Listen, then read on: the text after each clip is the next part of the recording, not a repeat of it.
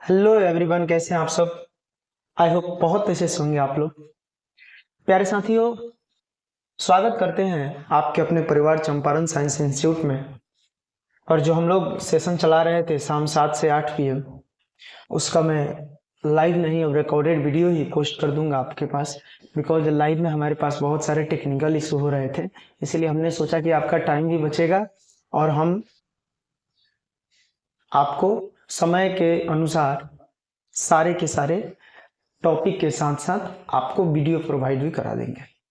चलिए, तो आज हमारा ये तीसरा लेक्चर है। 2 लेक्चर का हमने लाइव में वो आपको पढ़ा दिया है। तीसरे लेक्चर में हम बिना टाइम को बर्बाद किए हुए हम आपको लेके चलते हैं अपने प्यारे से लेक्चर में। हम लोग पढ़े हुए थे, आप सभी को याद होगा, हम लोग पढ़े हुए थे समतल दर्पण के बारे में। किसके बारे में? समतल दर्पण के बारे में। एक सेकेंड, पेन कहाँ है? समतल दर्पण के बारे में हम लोग बहुत अच्छे से पढ़े हुए थे। उनके जितने भी प्रॉपर्टी हैं उसके बारे में मैंने आपको बताया था। अब थोड़ा सा उसका यूज रह गया था, यूज। ठीक है, तो समतल दर्पण का यूज देखते हैं पहले। समतल दर्पण का उपयोग कहाँ कहाँ सर, उसके बारे में डिटेल से हम लोग जाने थे। पहले आप लेक्चर 1 देखिए, लेक्चर 2 देखिए, तब इस लेक्चर 3 में आइए, तो आपके लिए बहुत ही कारगर और बहुत ही फायदेमंद ये हमारा सेशन रहेगा। ठीक है, अगर आप नहीं पढ़े हैं, कुछ भी नहीं पढ़े हैं ना, एकदम शुरू से आप पढ़ना चाहते हैं तो लेक्चर 1 देखिए, फिर 2, फिर 3। वरना आप कहीं पढ़े हुए हैं, चाहते हैं एज ए रिवीजन के पर्पज से आए हैं, तब आप देख सकते हैं डायरेक्ट, अगर आपको समझ में आ रहा है तो। चलिए आ जाइए, हम यूजेज के बारे में बात करते हैं। सर उपयोग बताइए, किसका उपयोग सर? समतल दर्पण का उपयोग। समतल, एक सेकेंड, समतल दर्पण का उपयोग। इसका 2-3 उपयोग बहुत ही कॉमन है, जो आप सभी को आसानी से देखने को मिल जाएगा। सबसे पहला उपयोग, जो आप घर में अपना चेहरा देखने के लिए सुबह सुबह जगते हैं तो आप चेहरा देखते हैं, तो सबसे पहला उपयोग आपका वो है कि आप सुबह चेहरा देखते हैं। तो समतल दर्पण का उपयोग चेहरा देखने के लिए किया जाता है। दूसरी बात, पेरिस्कोप में लगाया जाता है। पेरिस्कोप क्या है सर? सर पनडुब्बी जो होता है पानी के अंदर रहता है। पानी के अंदर क्या रहता है? पनडुब्बी। तो उसमें से एक पाइप के समान निकला हुआ रहता है, और इसी पाइपुआ में मिरर फिट किया रहता हुआ है कि बाहर से, इसके पीछे से कोई ऐसी चीज आ जाए, कोई अलग सा शिप आ जाए, कोई जहाज आ जाए, अंदर बैठे व्यक्ति को कैसे पता चलेगा कि बाहर में क्या चल रहा है, पानी के सरफेस के ऊपर चल रहा है।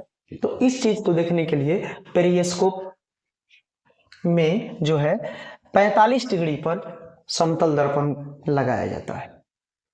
तीसरा, कैलिडोस्कोप, जिसे आप बहुरूप दर्शक भी बोलते हैं, जिसमें आप बच्चा लोग क्या करता है, देखता है ना, तो एक ही चीज बहुत सारा प्रतिबिंब बनता है। आपको हम दिखाते हैं, पिक्चर होगा मेरे पास, इन सभी चीजों का पिक्चर होगा।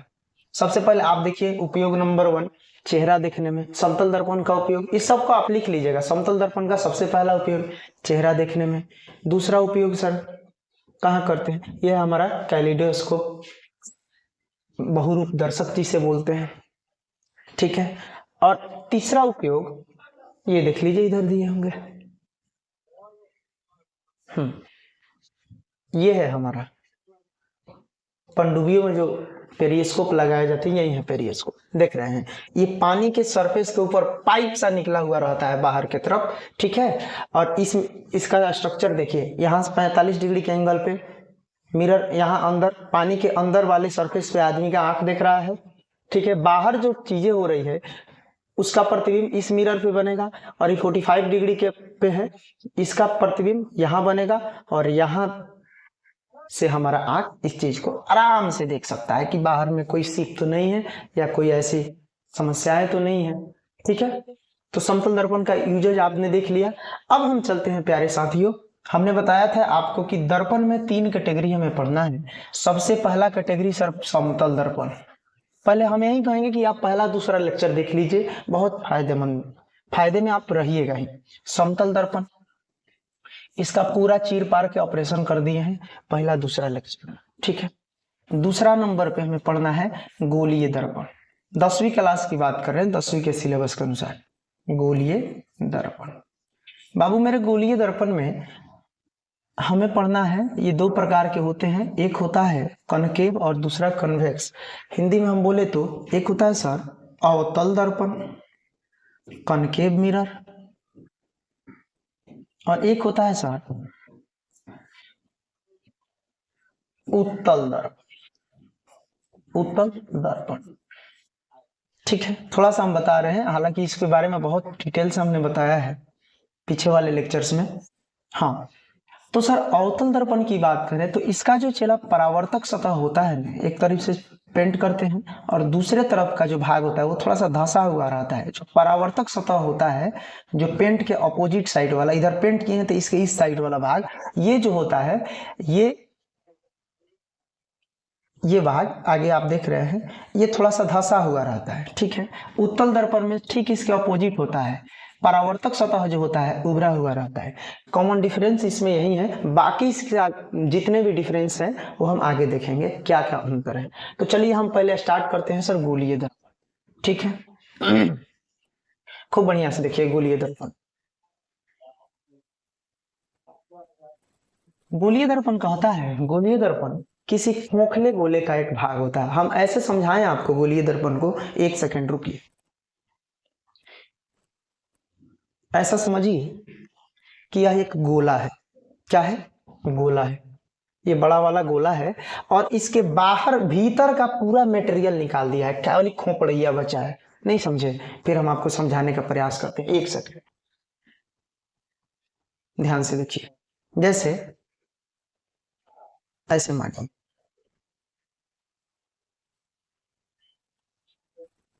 अब भी कहिएगा सर समझाना था तो पहले से बना के रखते। देखिए, जैसे मान लिया जाए, बन भी नहीं न रहा है हमसे, गोले को समझिए, ये गोला इतना बड़ा गोला है, इस प्रकार से मैंने बीच में का सारा मटेरियल निकाल लिया गया है खाली, और ये साइड से इतना गोल ज्यादा नहीं है, ये बहुत बड़ा गोला है, ऐसे बड़ा गोला है। ठीक है, तो आपको एक थोड़ा सा चीज बताना चाहते हैं, जैसे ये बड़ा सा गोला है, इसका कहीं ना कहीं सेंटर होगा। हाँ सर, सेंटर तो होगा, एक गोला है तो इसका कहीं ना कहीं सेंटर तो होगा। ठीक है, तो इस सेंटर को आप किस चीज से सूचित करते हैं? सी से। ठीक है, इसको हटाते हैं। आप समझ रहे हैं ना? ये चारों तरफ क्या है? दर्पण है, कांच है, एक तरीके से समझिए ये कांच है अभी। ठीक है, कांच का मतलब दोनों तरफ से क्या है, आप इधर की वस्तु देखिएगा अंदर दिखाई देगा, अंदर से देखिएगा बाहर दिखाई देगा। लेकिन अभी दर्पण कब बनेगा सर, कब दर्पण ये कहलाएगा? तो दर्पण कहलाने के लिए कंडीशन होता है कि दर्पण कहलाने के लिए जब तक आप इसे पेंट नहीं मारिएगा इसमें, तब तक वो दर्पण नहीं कहलाएगा। तो हम एक काम करते हैं पेंट मारने के लिए, ये ऐसा है गोलीय, इसके बीच में से हम काट दे रहे हैं, एक पार्ट इधर निकल गया, एक पार्ट इधर। अब देखिए ध्यान से, बीच में से काट दिए, बीच में से क्या किए? काट दिए। अब जैसे बीच में से काटेंगे तो एक भाग इधर आएगा और एक भाग इधर। ठीक है जी। अब पेंट हमेशा हम बाएं तरफ से करते हैं। किस तरफ से करते हैं? चला बाएं तरफ, दाहिने तरफ से। तो दाहिने तरफ से पेंट करेंगे तो इधर पेंट मार दिए, इधर भी पेंट मार दिए। अब देखिए, ये वाले दर्पण की बात करते हैं, इस दर्पण की, तो अब ये भी दर्पण, यह भी दर्पण। बात समझ में आ रही है? अब जैसे हमें दर्पण बन गया, हमारे पास क्या बन गया? दर्पण। तो अब इसका परावर्तक सतह, परावर्तक सतह कौन है? जिधर पेंट किए हैं उसके उल्टा, अपोजिट साइड। तो अपोजिट साइड वाला भाग क्या है? धंसा हुआ है। तो जिसका परावर्तक सतह धंसा हुआ है, ये कौन सा दर्पण है सर? तो अवतल दर्पण। कौन सा दर्पण सर? अवतल दर्पण। बातें बुझा गई? रुक जाइए लाइट। ठीक है, पेंट किए हैं इसका जो परावर्तक सतह है, इसके उल्टे वाला भाग, पीछे वाला भाग, ये क्या है? धंसा हुआ है, तो ये हो गया अवतल दर्पण। ठीक है, पेंट किए हैं उसके उल्टा वाले भाग को देखिए, इस साइड वाले भाग को, जिधर से प्रकाश टकरा के जाएगा, तो ई वाला जो भाग है वो उभरा हुआ है, तो ई हो गया हमारा कौन सा दर्पण, उत्तल दर्पण। ठीक है, कौन सा दर्पण, उत्तल दर्पण। अच्छा जी, एक और बात सर, ये दोनों दर्पण की बात करें हम, छठा मतलब एकदम अलग अलग पार्ट वाइज हटा के देखते हैं। पहले हम इस दर्पण के चलते हैं, ये अवतल दर्पण, इस दर्पण को उठाते हैं, ध्यान से देखिए। अब हमारे पास कौन सा दर्पण आ रहा है, इस अवतल दर्पण के बारे में हम डिटेल से चर्चा कर रहे हैं। अच्छा पहले बताइए कि ये किसी ना किसी गोले का भाग है, अगर हम ऐसा करें तो किसी ना किसी क्या है, गोला का भाग है। तो जैसे ही किसी ना किसी गोले का भाग है, किसी ना किसी गोले का भाग है, तो इस गोले का कोई ना कोई तो सेंटर होगा, होगा कि नहीं सर, जरूर होगा, आप ही ने तो बताया अभी, इस गोले का कोई ना कोई क्या होगा, सेंटर होगा। ठीक है, अब इसे हम सेंटर नहीं बोलेंगे, ये पूरा गोला रहता तब इसे सेंटर बोलते, लेकिन अभी हम, ये पूरा गोला तो नहीं है, इधर का भाग है ही नहीं, इतने भाग है, इतने भाग का सेंटर है, इसलिए हम लोग इसे सेंटर ऑफ कर्वेचर कहते हैं। क्या कहते हैं बाबू मेरे, सेंटर ऑफ कर्वेचर। ठीक है, अब हिंदी में क्या कहेंगे सर, वक्रता केंद्र, इसे हम क्या कहेंगे, वक्रता केंद्र, वक्रता केंद्र। बात बुझा रहा है। अब पूरा रहता तो कोई बड़का गोला रहता और उसके सेंटर, उसके बीच वाले भाग को सेंटर बोलते, लेकिन ये सेंटर तो है नहीं, इसे बोलेंगे सेंटर ऑफ कर, सॉरी ये पूरा गोला तो है नहीं, तो इसे बोल देंगे हम सेंटर ऑफ कर्वेचर। इसे हम लोग सी से सूचित करते हैं। ठीक है, अब इसे हम लोग किस से सूचित करते हैं, सी से। ठीक है, अब कहता है अगला, अब अगला कहता है कि ये सेंटर से और ये दर्पण के बीच वाले भाग, ये जो बीच वाले भाग, दर्पण का बीच वाला भाग क्या कहलाता है, चला ध्रुव कहलाता है, इसे हम लोग पी से सूचित करते हैं, इंग्लिश में बोले तो पी। दर्पण के ठीक बीच में का जो भाग है ये क्या है, हमारा ध्रुव है, ये पी से सूचित करते हैं। ठीक है, अब समझिए, ये सी हो गया हमारा वक्रता केंद्र। ठीक है, सेंटर ऑफ कर्वेचर। पी हो गया पोल, जिसे हिंदी में क्या बोलते हैं, ध्रुव।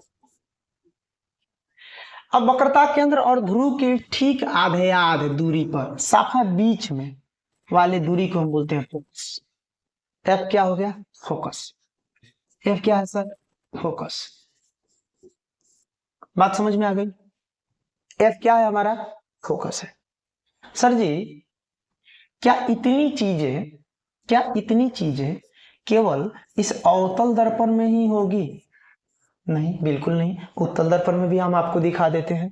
देखिए उत्तल दर्पण हम कैसे बनाए थे, एक दर्पण उत्तल है तो ध्यान से देखिए, इसका भी कोई ना कोई सेंटर होगा, मतलब किसी ना किसी गोले का भाग है तो ये पूरे गोले का कोई ना कोई सेंटर होगा, लेकिन ये गोला के बारे में चर्चा नहीं है, ये गोला का छोटा सा भाग है, इसलिए हम लोग ये सेंटर ऑफ कर्वेचर, इसको भी हम लोग सी से सूचित करते हैं, तो ये सेंटर ऑफ कर्वेचर होगा। ये दर्पण का बीच वाला भाग है तो ये ध्रुव कहलाएगा, और ध्रुव और सी के ठीक आधे आधे दूरी पर क्या होता है, सर इसमें भी है।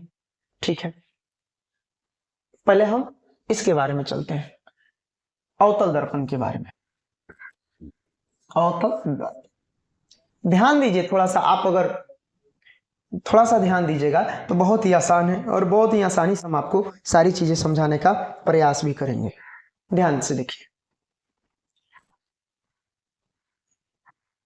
ध्यान से देखिए सर, ये है हमारा ध्रुव, ये है सेंटर, तो सेंटर और ध्रुव। अच्छा गोला हम आपको बताए अभी तुरंत, ये गोला है तो गोला का सेंटर होगा, तो अब देखिए गोला का जो सेंटर होगा, तो सेंटर से इस लाइन और सेंटर के बीच की दूरी को हम लोग क्या कहते हैं, त्रिज्या कहते हैं।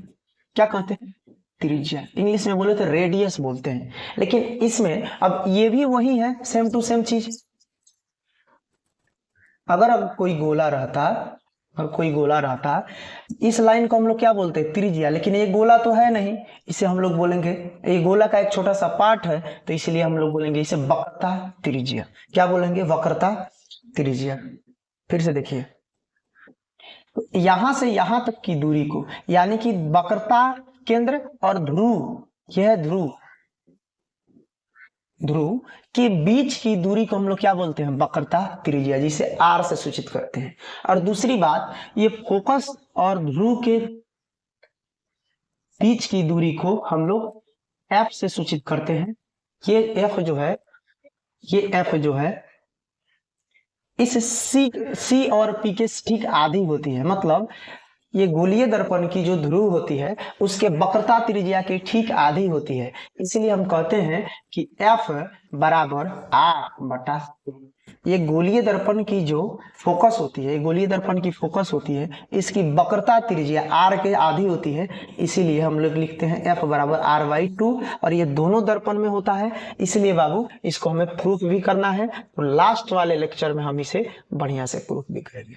यहाँ से ऑब्जेक्टिव भी आपसे पूछा जाता है कि सर बताइए कि किसी किसी अवतल दर्पण की फोकस दूरी, चाहे किसी गोलीय दर्पण की फोकस दूरी 30 सेंटीमीटर है, तो उसकी फोकस दूरी क्या होगी, सॉरी, किसी अवतल दर्पण या गोलीय दर्पण की वक्रता त्रिज्या आर जो है, वक्रता त्रिज्या आर 30 सेंटीमीटर है, तो उसकी फोकस दूरी क्या होगी, तो सीधे इसका आधा कर देना है, 15 सेंटीमीटर। ये बाद की बातें हम बहुत अच्छे से बताने वाले हैं। चलिए फिलहाल देखते हैं हम अपने आगे का टॉपिक।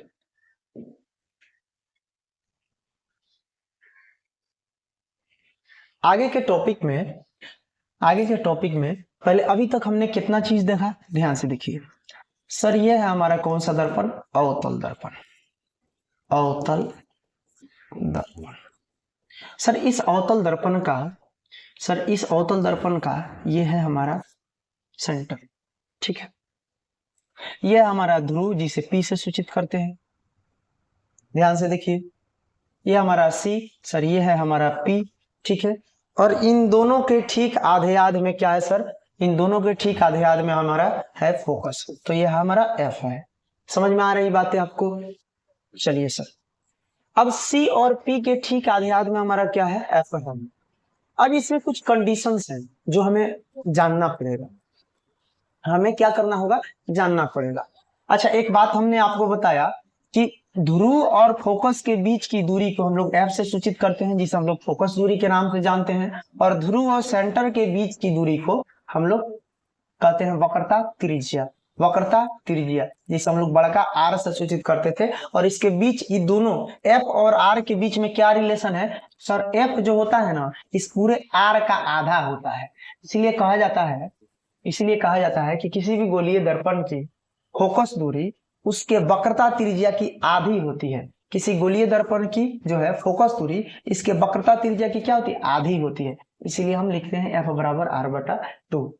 इसे प्रूफ भी करना है उत्तल अवतल दोनों में। चलिए अब ध्यान दीजिएगा, चला थोड़ा सा आगे की तरफ।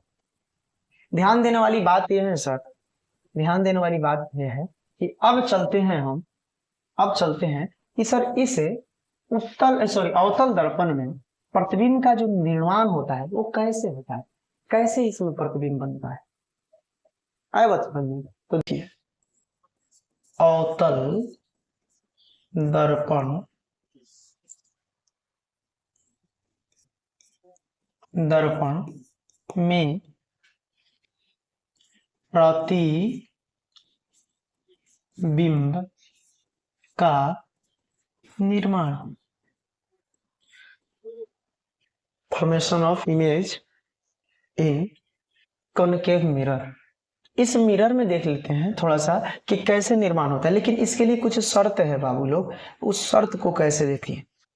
क्या है कि कुछ शर्त है, चाहे कुछ रूल है, उस रूल को आपको ध्यान देना पड़ेगा, तभी आप इसमें बढ़िया से इमेज को बना पाइएगा। देखिए कैसे,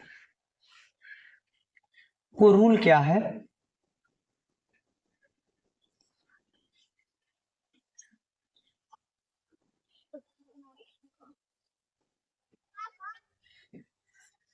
ये ध्यान से देखिए, ये ध्यान से खूब बढ़िया देखिए, ये हो गया हमारा P ध्रुव, ये F और ये है हमारा C। ठीक है जी। अब रूल नंबर 1 कहता है, अच्छा प्रधान अक्ष क्या है सर? पीसी को प्रधान अक्ष कहते हैं, मतलब दर्पण के ध्रुव और वक्रता केंद्र को मिलाने वाली रेखा जो होती है वो प्रधान अक्ष कहलाती है। तो पीसी जो है क्या कहलाएगी? प्रधान अक्ष। क्या कहलाएगी? प्रधान अक्ष। बात बुझा रहा है आपको? पीसी क्या कहलाएगी सर? प्रधान अक्ष। तो इसके लिए एक चीज है, रूल नंबर 1। रूल नंबर 1 समझिए, तभी आप इमेज बना पाएंगे। रूल नंबर 1 कहता है सर जी कि यदि कोई प्रकाश की किरण प्रधान अक्ष के समानांतर, मतलब इस पीसी के इस लाइन के समांतर अगर दर्पण से टकराएगी तो परावर्तन के बाद फोकस से होकर गुजरेगी। गुजरना ही है, ना का सवाल ही नहीं है। रूल नंबर 1 क्या कहता है कि यदि कोई किरण, फिर से समझाते हैं, यदि कोई किरण प्रधान अक्ष के समांतर दर्पण से टकराएगी तो वो टकराने के बाद कहां से गुजरेगी? फोकस से होकर गुजरेगी। ये रूल नंबर 1 है। ठीक है। रूल नंबर 2 क्या कहता है सर जी? जस्ट इसके उल्टा। रूल नंबर 2 ये कहता है कि यदि कोई किरण फोकस से होकर गुजर रही है, यदि कोई किरण फोकस से होकर गुजर रही है तो गुजरने के बाद जब वो दर्पण से टकराएगी ना तो सीधे प्रधान अक्ष के समांतर चली जाएगी। समझ में आ रहा है? रूल नंबर 1 कि प्रधान अक्ष के समांतर आने वाली किरणें परावर्तन के बाद फोकस से होकर गुजरेगी। और रूल नंबर 2, अगर कोई किरण फोकस से होकर गुजर रही है तो टकराने के बाद कहां जाएगी? प्रधान अक्ष के समांतर निकल जाएगी। ठीक है, चलिए रूल नंबर 3 आपको समझाते हैं। रूल नंबर 3 कहता है कि यदि कोई किरण, आपको पता है कि आपतन कोण परावर्तन कोण के बराबर होता है, जो हमने प्रकाश के परावर्तन के नियम में ही पढ़ा दिया है। तो ऐसे अगर कोई किरण आएगी, जितना डिग्री के कोण से आएगी, ऐसे जितना डिग्री के कोण से आएगी उतना ही डिग्री के कोण से निकल जाएगी, अर्थात angle I equal to angle R। ये कैसे होता है सर? हम आपको बताते हैं। देखिए ये है, मान लीजिए एक वृत्त या गोला, जो भी समझिए, इसके सेंटर से अगर कोई लाइन इस पर खींचा जाएगा ना तो ये 90 डिग्री का कोण बनता है। कितना डिग्री का कोण बनता है? 90 डिग्री का। अब देखिए हम आपको बता रहे हैं कि अगर कोई लाइन है, इस पर 90 डिग्री का कोण बन रहा है। 90 डिग्री का मतलब अभिलंब। क्या है? अभिलंब। तो ये जो किरणें आ रही है ना और जा रही है, इसके बीच में ये जो प्रधान अक्ष वाली लाइन है, ये अभिलंब का काम करता है। तो अभिलंब और ये आपतित किरण के बीच वाले कोण को आपतन कोण कहते हैं, और अभिलंब और टकरा के जाने वाली किरणों के बीच के कोण को क्या कहते हैं? परावर्तन कोण कहते हैं। तो आपतन कोण परावर्तन कोण के बराबर होते हैं, ये प्रकाश के परावर्तन का नियम कहता है। तो इसीलिए एंगल I बराबर एंगल R। तो जितना डिग्री के कोण से यहाँ आएगी उतना ही डिग्री के कोण से निकल जाएगी। तो चला, ये हमारा था रूल नंबर 3। और रूल नंबर 4 आपको समझा देते हैं इसी पे। रूल नंबर 4 कहता है, रूल नंबर 4 क्या कहता है इसको भी समझाइए देते हैं एक बार, ध्यान से देखिए। रूल नंबर 4 कहता है, क्या कहता है सर? अच्छा आपको पता है कि अगर कोई प्रकाश की किरणें एकदम सीधा पड़े तो टकरा के कहाँ निकल जाएगी? सीधे।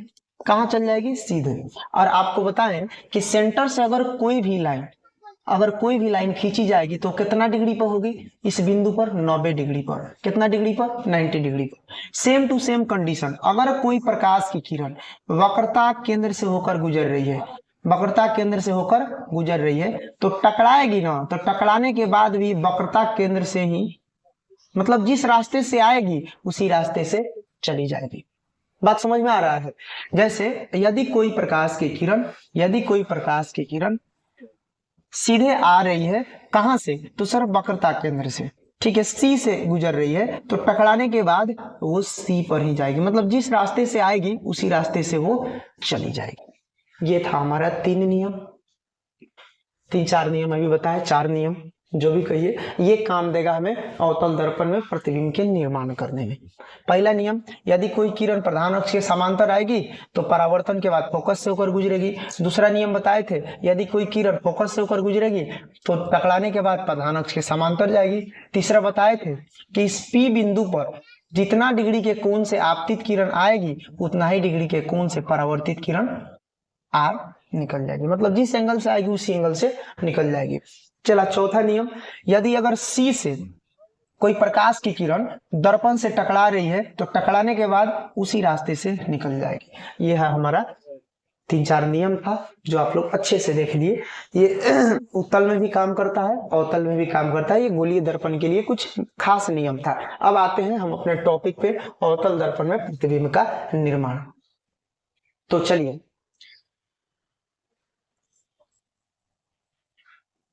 अवतल दर्पण द्वारा लिख सकते हैं प्रतिबिंब का निर्माण। ठीक है सर, अवतल दर्पण द्वारा प्रतिबिंब का निर्माण करते हैं तो सबसे पहले एक अवतल दर्पण बनाते हैं। सबसे पहले क्या बनाते हैं सर?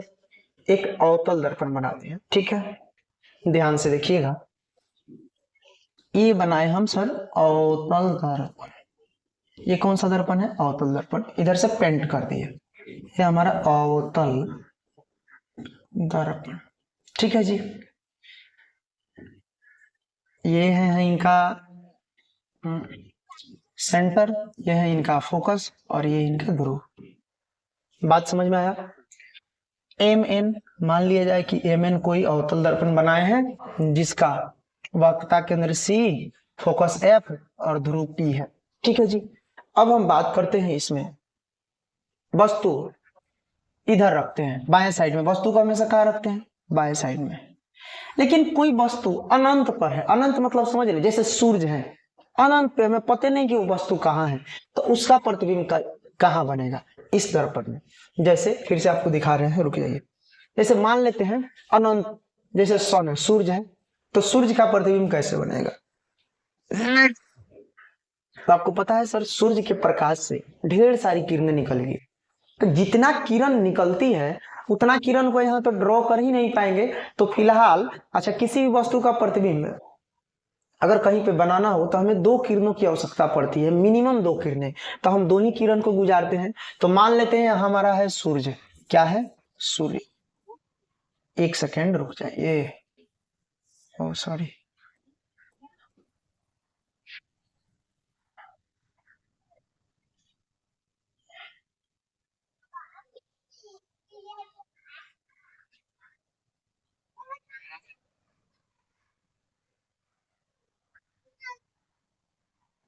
ठीक है। अब ये है हमारा सूर्य, ये हमारा सन है, सूर्य है। अभी अभी आप लोगों ने देखा कि छठ पूजा में कितना बड़ा महत्व दिया गया। वास्तव में सूर्य का महत्व, ये संसार को, पूरे संसार को प्रकाशित करते हैं।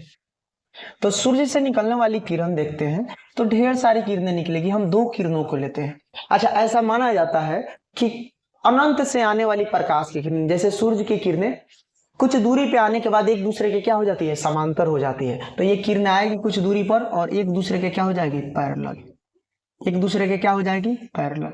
और आप सभी को ये बात पता है, उसी टाइम से हम बता रहे हैं, कभी से बता रहे हैं ये बात, कि जो भी किरणें प्रधान अक्ष के समांतर आएगी और दर्पण से टकराएगी, इस दर्पण से टकराएगी तो कहां से होकर गुजरेगी सर जी? फोकस से होकर गुजरेगी। कहां से होकर गुजरेगी सर जी? फोकस से होकर गुजरेगी। तो ये दोनों किरणें कहां कट मार दी सर जी? फोकस पर।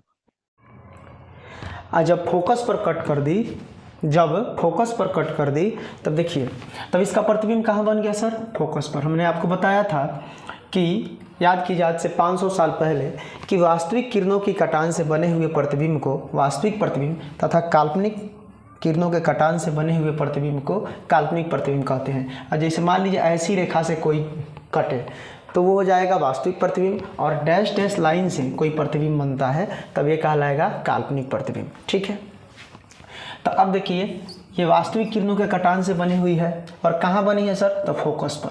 तो हमें लिखना है क्या? हमें क्या लिखना है कि अवतल दर्पण में जब वस्तु कहाँ हो? अनंत पर हो। अनंत अवतल दर्पण में जब वस्तु कहाँ हो? अनंत पर हो, तब उसका प्रतिबिंब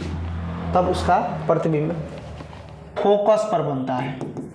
फोकस पर बनता है, जो कैसा होता है सर? वास्तविक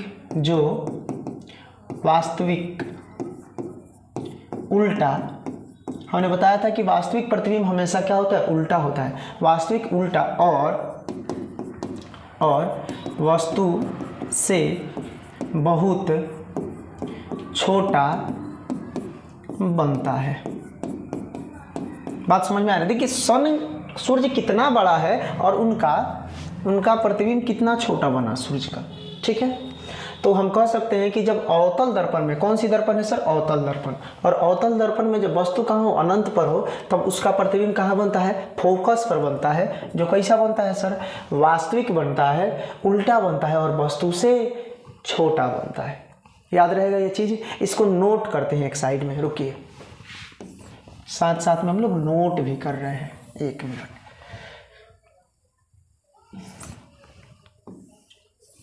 सबसे पहले ये कौन सी दर्पण है जी? अवतल। ये कौन सा दर्पण है? अवतल। इधर लिखते हैं वस्तु की स्थिति। ठीक है, इधर लिखते हैं प्रतिबिंब कहिए की स्थिति, चाहे बिंब कह सकते हैं, स्थिति। ठीक है, नंबर 1 में कहाँ रखे हैं? वस्तु की स्थिति क्या है सर? वस्तु की स्थिति है, वस्तु है अनंत पर। कहाँ है? अनंत पर। तो जब वस्तु अनंत पर है तो उसका प्रतिबिंब कहाँ बनता है? इस अवतल दर्पण में फोकस पर। F लिख देते हैं, समझ जाइएगा। F फोकस पर बनता है। कैसा होता है सर? वास्तविक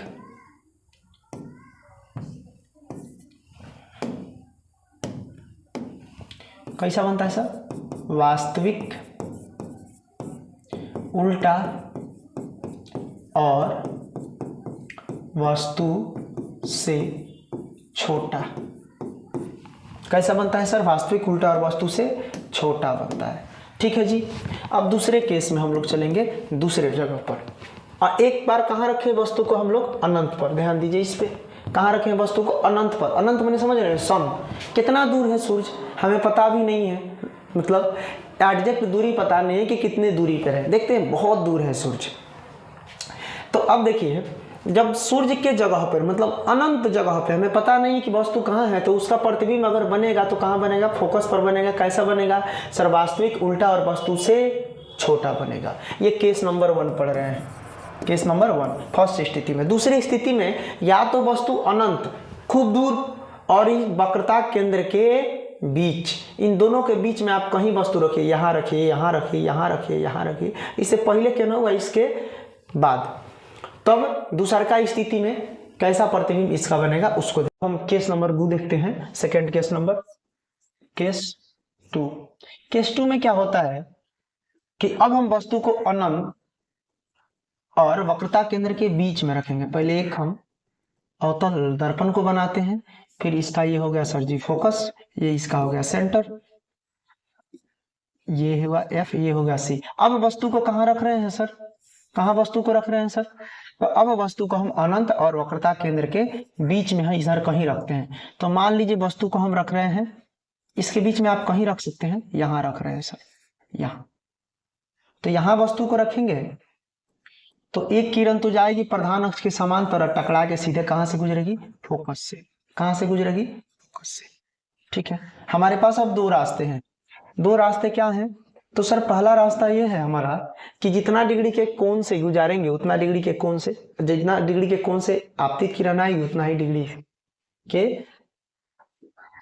एंगल से हमारी परावर्तित किरण निकल जाएगी। या हम ऐसे करेंगे कि इसके सेंटर से हम होके गुजारते हैं, ऐसे गुजारेंगे, जैसे जाएगा फिर उसी रास्ते से आ जाएगा, आया है उसी रास्ते से चला जाएगा। तो दोनों किरणें इस बिंदु पर कट की तो यही हमारा प्रतिबिंब बन जाएगा। ये हो जाएगा, ये ए बी है अगर, तो ये हो गया हमारा सर ए डैश, ये हो गया हमारा बी डैश। तो आप साफ साफ देख रहे हैं कि अगर कोई वस्तु, हम लिख सकते हैं आराम से कि जब कोई वस्तु अवतल दर्पण में, अवतल दर्पण में कहाँ हो, तो सर अनंत पर और वक्रता केंद्र सी दोनों के बीच हो, अनंत और वक्रता केंद्र के बीच में स्थित हो कोई वस्तु, उसका प्रतिबिंब कहाँ बनता है सर, फोकस और वक्रता केंद्र के बीच बनता है। फोकस और वक्रता केंद्र के बीच बनता है, जो कैसा होता है सर जी, जो सर वास्तविक, देख रहे हैं वास्तविक किरणों के कटान से बना है। तो कैसा प्रतिबिंब है, वास्तविक, और वास्तविक प्रतिबिंब हमेशा हमेशा उल्टा होता है। तो वास्तविक उल्टा, और इस वस्तु से क्या है, छोटा है, वस्तु बड़ा है, प्रतिबिंब छोटा है। तो हम लिख सकते हैं जब कोई वस्तु कहाँ हो, अनंत और वक्रता केंद्र के बीच में स्थित हो, उसका प्रतिबिंब कहाँ बनता है, फोकस और वक्रता केंद्र के बीच बनता है। कैसा बनता है सर, वास्तविक कौमा उल्टा और वस्तु से छोटा बनता है, छोटा बनता है। बात समझ में आया, वास्तविक उल्टा और वस्तु से छोटा बनता है। अगला देखेंगे केस नंबर 3। अच्छा, इसको नोट कर लेते हैं पहले। चला, जब वस्तु को कहां रखे सर, कहां रखे हैं वस्तु को, वस्तु को रख दिए अनंत, अनंत और अनंत और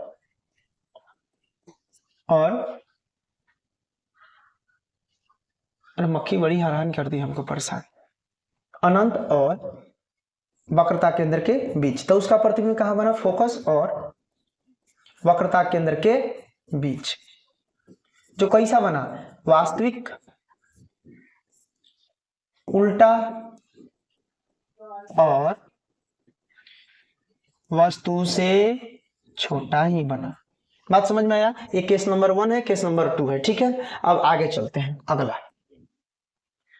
अगले नंबर आते हैं। अब वस्तु को पहले वाले केस में कहां रखे, वस्तु को अनंत पर रखे, दूसरे वाले केस में सेंटर और अनंत के बीच में रख रहे हैं, तीसरे में पूरी सेंटर पर रखेंगे वस्तु को। तो केस नंबर 3 पे आते हैं। 6 केस हमें पढ़ना है, ध्यान से देखिए। केस 3, केस नंबर 3 में फिर से एक हम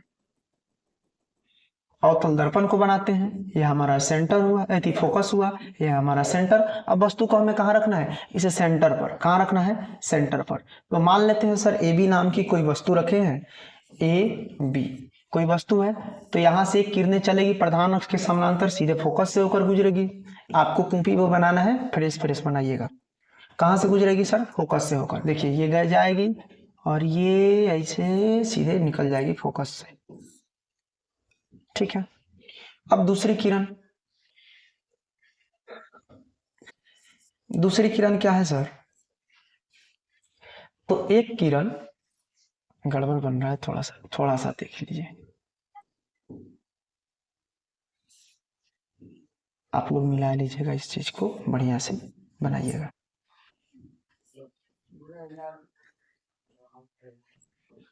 ठीक है। अब देखिए, अब एक किरण को हम ऐसे लाते हैं इधर, जितना डिग्री के कोण से आपतित किरण आएगी उतना ही डिग्री के कोण से परावर्तित किरण चली जाएगी। तो वस्तु का प्रतिबिंब कहाँ बना, इस पे। अब थोड़ा सा बड़ा छोटा बन गया, लेकिन बराबर बनता है। कैसा बनता है, बराबर बनता है। तो कहा जाता है कि जब अवतल दर्पण में, ये कौन सा दर्पण है, अवतल दर्पण है। अवतल दर्पण में जब वस्तु कहाँ होता है सर, सेंटर पर होता है, तो उसका प्रतिबिंब भी सेंटर पर ही बनता है। कैसा बनता है सर, वास्तविक कौमा उल्टा और वस्तु के बराबर बनता है। कैसा बनता है, चला वस्तु के बराबर ही, थोड़ा छोटा बड़ा हो गया, देख रहे हैं, प्रतिबिंब थोड़ा बड़ा हो गया, वस्तु थोड़ा छोटा, ऐसा नहीं है, दोनों बराबर ही बनता है। आप कॉपी पे बनाएंगे, आपको बहुत अच्छे से बनाने आता होगा, हमसे अच्छा बनाते होंगे, ठीक है। और आप बनाइएगा भी, वस्तु के बराबर बनता है। हम ये सब छोटा मोटा चीज है, जल्दी जल्दी सीखने वाला चीज है, इसलिए थोड़ा फास्ट में निकाल रहे हैं, बुरा नहीं मानिएगा। बात समझ में आया। चलिए, जब वक्रता केंद्र पर हो तब प्रतिबिंब कहाँ बनता है, वक्रता केंद्र पर, वस्तु वक्रता केंद्र पर, तो प्रतिबिंब वक्रता केंद्र पर, यानी कि कैसा बनता है, वास्तविक उल्टा और वस्तु के बराबर बनता है। इसको भी नोट कर ही लेते हैं, देखिए ध्यान से। 3 नंबर में है, वस्तु कहाँ होना चाहिए, जब सेंटर पर हो, वस्तु कहाँ हो, सेंटर पर, किस पे हो, सी पर, तब उसका प्रतिबिंब कहाँ बनता है, सेंटर पर। कैसा है, जो वास्तविक कोमा उल्टा और वस्तु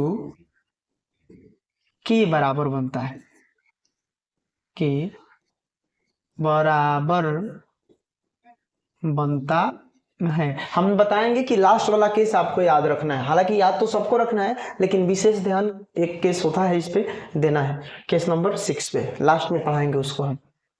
अगला देखिए, केस नंबर 4। पहले एक अवतल दर्पण को बनाते हैं, फिर से बना लिए।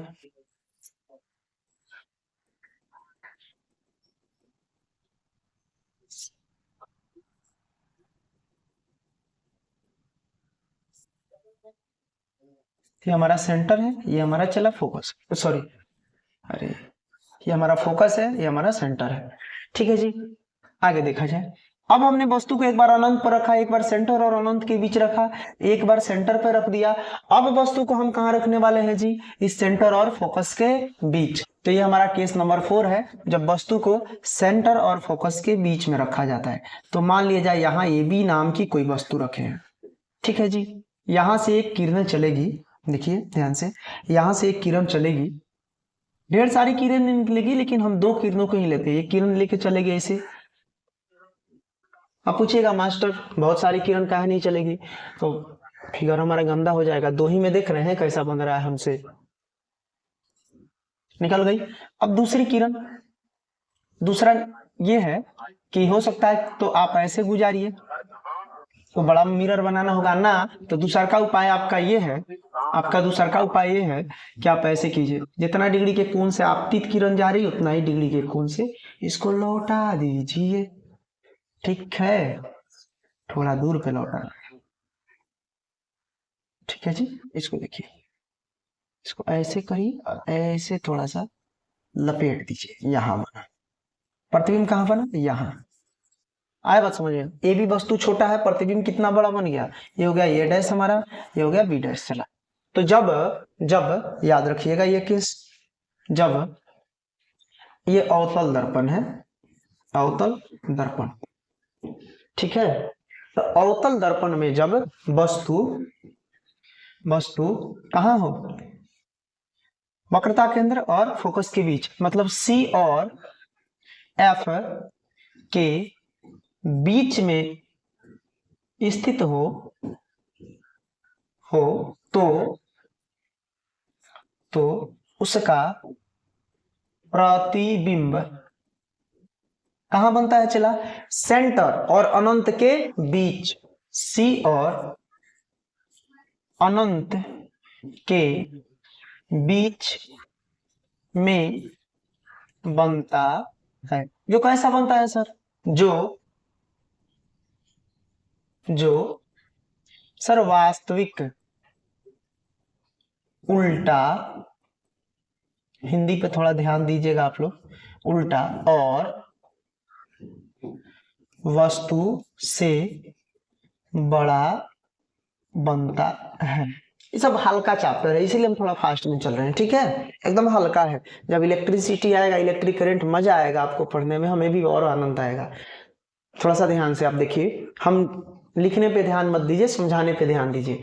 जब अवतल दर्पण में वस्तु सेंटर और फोकस के बीच में स्थित हो तो उसका प्रतिबिंब सेंटर और अनंत के बीच बनता है। देख रहे हैं, जो कैसा होता है सर, वास्तविक उल्टा और वस्तु से बड़ा। देख रहे हैं वस्तु कितना छोटा है, प्रतिबिंब कितना बड़ा बना, तो वास्तविक उल्टा और वस्तु से बड़ा बनता है। ये हमारा केस नंबर 4 कंप्लीट। आइए इसको भी नोट ही कर लेते हैं। कहां कहां था वस्तु सर, सर वस्तु कहां कहां था,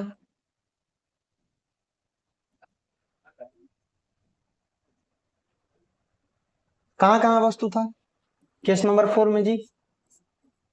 देखिए वस्तु था हमारा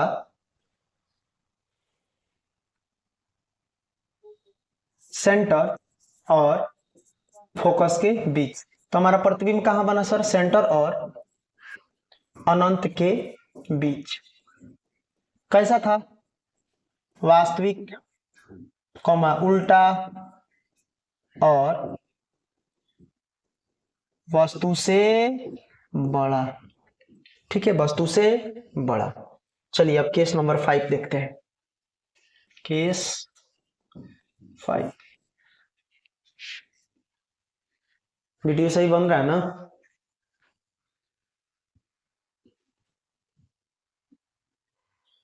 ठीक है, केस नंबर 5।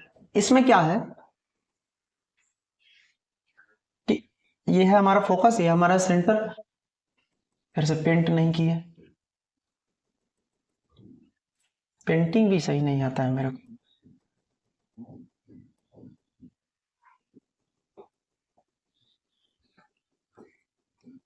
देखिए ध्यान से, अब ध्यान से आपको देखने वाली बात यह है कि अब वस्तु को हमने कहाँ रख दिया? प्लेस कर दिया। किस जगह पे?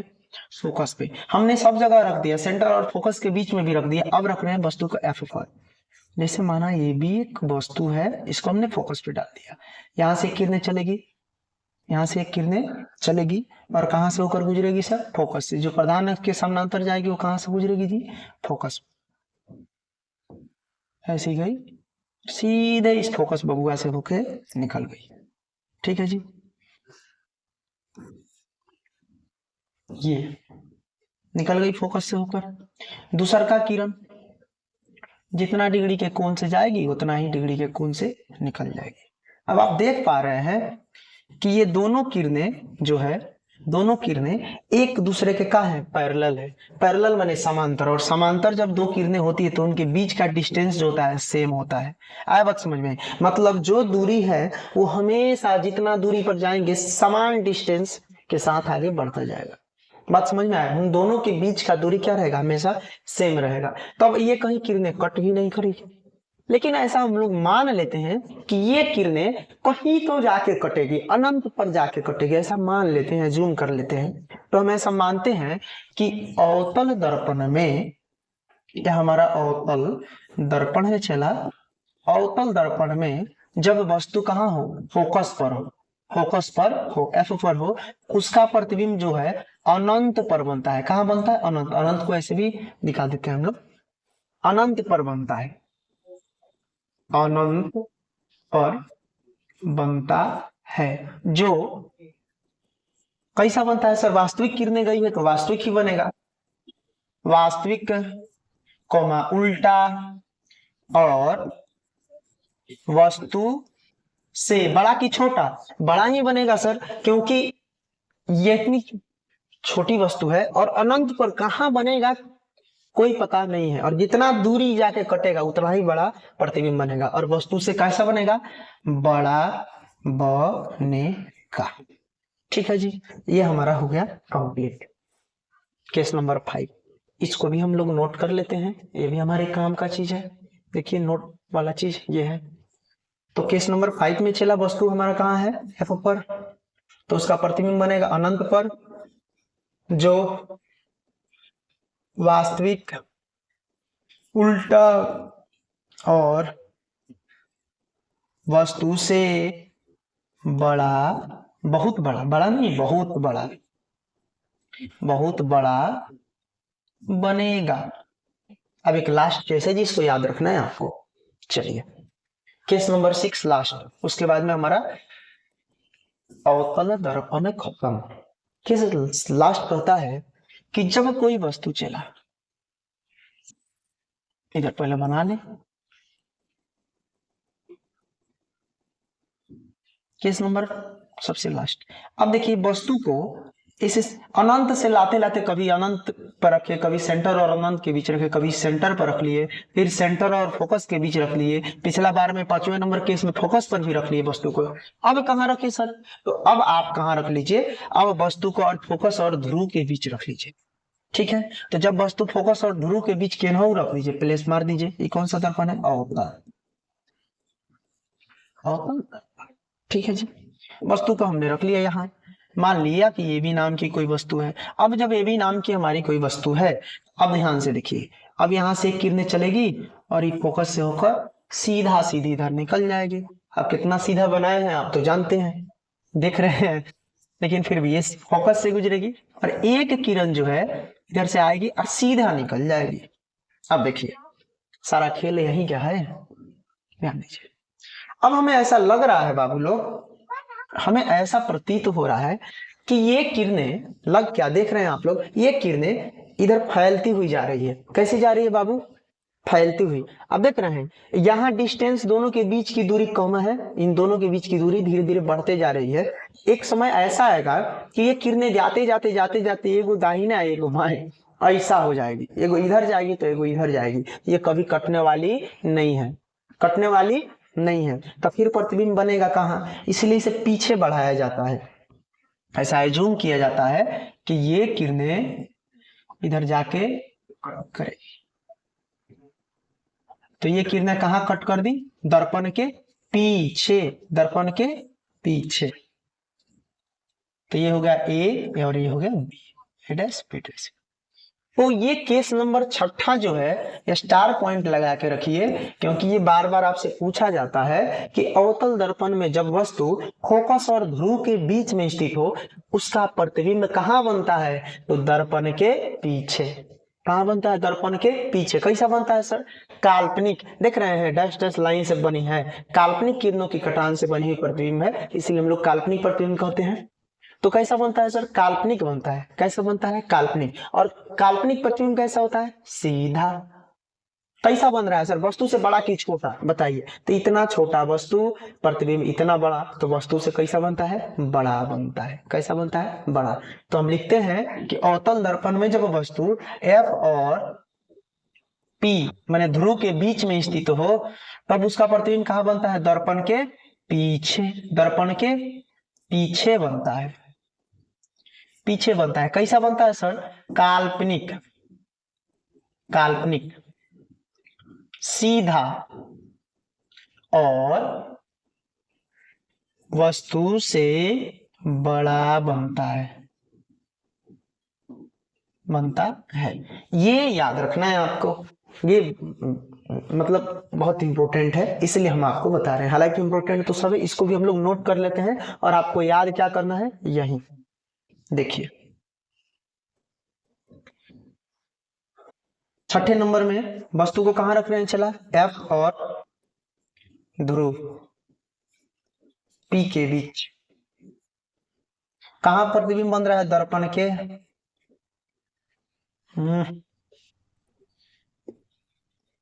दर्पण के पीछे। कैसा बन रहा है, काल्पनिक, सीधा और वस्तु से बड़ा। और ये चार्ट पेपर जो हमने आपको बनवा दिया, अब आपको क्या करना है बाबू लोग, इसी चार्ट पेपर को ध्यान से याद करना है। क्या याद करना है, फिर से समझा देते हैं। जब वस्तु कहाँ हो, अनंत पर हो, हमें पता नहीं कि वस्तु कहाँ है, कितनी दूरी पर स्थित है, तो उसका प्रतिबिंब कहाँ बनेगा, फोकस पर बनेगा। कैसा बनेगा, वास्तविक बनेगा, उल्टा और वस्तु से छोटा बनेगा। छोटा नहीं, बहुत छोटा, वस्तु से बहुत छोटा बनेगा, बहुत छोटा। कितना छोटा सर, बहुत छोटा, बहुत छोटा, ठीक है। जब अनंत और वक्रता केंद्र के बीच में हो तो उसका प्रतिबिंब कहाँ बनेगा, फोकस और सेंटर के बीच, जो वास्तविक उल्टा और वस्तु से छोटा होगा। अगर सेंटर पर है तो उसका प्रतिबिंब सेंटर पर भी बनेगा और वस्तु के बराबर बनता है। अब कभी कभी पूछ लिया जाता है कि वस्तु को बराबर, अवतल दर्पण में वस्तु के बराबर प्रतिबिंब बनाने के लिए किस जगह पर रखते हैं वस्तु को। बराबर, अगर वस्तु के बराबर प्रतिबिंब बनाना है और अवतल दर्पण है हमारे सामने, तो कहाँ वस्तु प्लेस करेंगे, तो भाई साहब सेंटर पर। चौथा है सेंटर और फोकस के बीच में स्थित हो तब उसका प्रतिबिंब कहाँ बनेगा, तो उसका प्रतिबिंब बनेगा, सेंटर और फोकस के बीच है तो सेंटर और अनंत के बीच बनेगा, जो वास्तविक उल्टा और वस्तु से बड़ा बनता है। जब फोकस पर रहेगा तो अनंत पर बनेगा, ठीक है। और जब फोकस और ध्रुव के बीच रहेगा तो दर्पण के पीछे बनता है, ठीक है। तो अब बात आती है, आप देख रहे हैं कि एक ही अवतल दर्पण है। कौन सा दर्पण है, एक ही अवतल दर्पण, ये फोकस, ये सेंटर, ये ध्रुव, ये वाला पॉइंट दो। एक ही अवतल दर्पण में हम देख रहे हैं कि दो किस्म का प्रतिबिंब बन रहा है, एक दर्पण के इस साइड सामने एक दर्पण के पीछे। सामने वाले हो गए वास्तविक और ये हो गया काल्पनिक। आपने देखा कि केस नंबर 6 में काल्पनिक प्रतिबिंब बना। कहता है कि वो कौन सा दर्पण है जिसमें वास्तविक और काल्पनिक दोनों प्रतिबिंब बनते हैं। तो कौन सा दर्पण होगा सर जी? अवतल। कौन सा होगा? अवतल। बात समझ में आया? वो कौन सा दर्पण है जिसमें जिसमें जिसमें दर्पण के आगे या दर्पण के पीछे दोनों तरफ प्रतिबिंब बनते हैं? तो वो हो जाएगा अवतल। बात समझ में आया? अब चला इसका उपयोग थोड़ा सा हम लोग देख लेते हैं, आखिर इस दर्पण का उपयोग कहाँ कहाँ करते हैं हम लोग। अभी आपने समझा ना इस बात को? आपने इस बात को शायद समझा होगा कि जब वस्तु को, देखिए ध्यान से, ये हमारा सेंटर है, जब वस्तु को कहाँ रखे? अनंत पर, उसका प्रतिबिंब कहाँ बना? फोकस पर। जैसे जैसे इधर घसकाएंगे वस्तु को, प्रतिबिंब ऐसे ऐसे पड़ता जाएगा इधर। दूसरा में अनंत और सेंटर के बीच रखे तो उसका प्रतिबिंब फोकस और सेंटर के बीच बना। तीसरा केस में सेंटर पर रखे तो उसका प्रतिबिंब सेंटर पर बना, बराबर बना। चौथा केस में क्या किया हमने क्या किया? चौथा केस में हमने क्या किया कि वस्तु को सेंटर और फोकस के बीच रखा तो सेंटर और अनंत के बीच बना। पांचवें नंबर केस में वस्तु को फोकस पर रखा, प्रतिबिंब अनंत पर बन गया। छठे केस में अनंत और ध्रुव के बीच में रखा वस्तु को, सॉरी, फोकस और ध्रुव के बीच में रखा वस्तु को, तो इसका प्रतिबिंब दर्पण के पीछे बन गया, जो काल्पनिक, सीधा और वस्तु से बड़ा बन गया। ठीक है, अब इसका उपयोग देखते हैं, अवतल दर्पण का उपयोग। अवतल दर्पण का उपयोग, ठीक है जी, इसका बहुत ज्यादा उपयोग है। ठीक है, सबसे नंबर उपयोग है हजामती के लिए, जो दाढ़ी बनाया जाता है उस दाढ़ी में हजामती के लिए। ठीक है, क्योंकि हजामती में, अब देखिए ये भी सवाल आता है कि अवतल दर्पण का उपयोग हजामती के रूप में क्यों किया जाता है। अब देखिए यहीं पर हम आपको समझा भी देते हैं।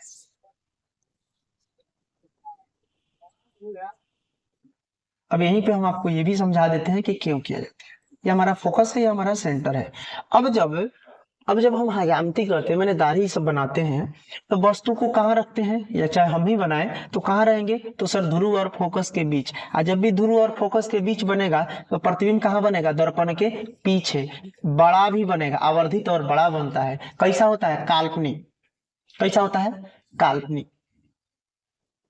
काल्पनिक। और काल्पनिक प्रतिबिंब कैसा होता है जी? सीधा।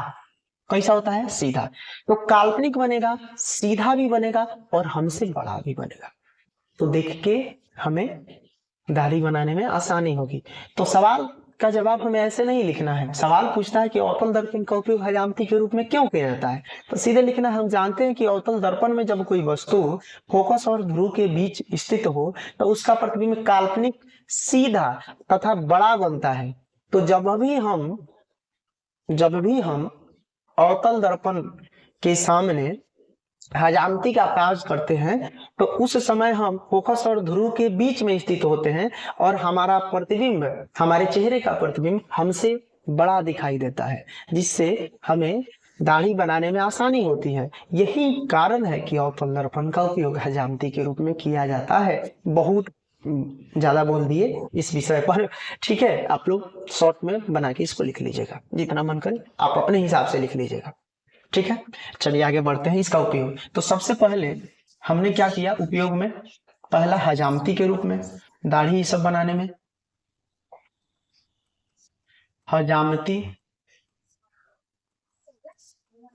के रूप में, हजामती के लिए लिखिए, अच्छा रहेगा। उसका बाद अगला क्या किया मैंने? अगला किया सर जी, हजामती के बाद में रोगियों के नाक, दांत, इस सब का इलाज करने के लिए डॉक्टर लोग उपयोग करते हैं। रोगियों के कान,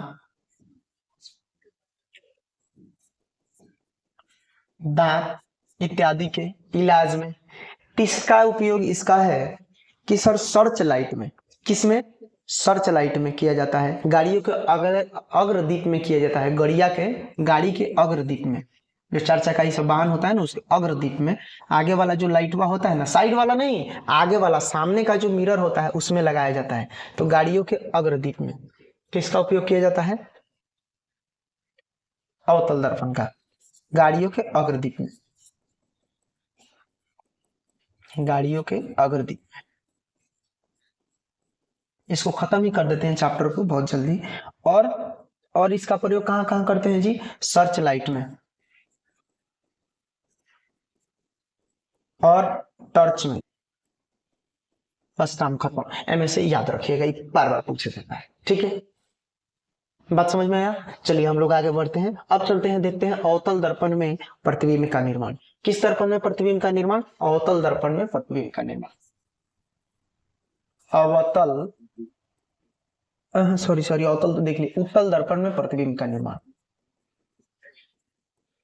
उत्तल दर्पण में प्रतिबिंब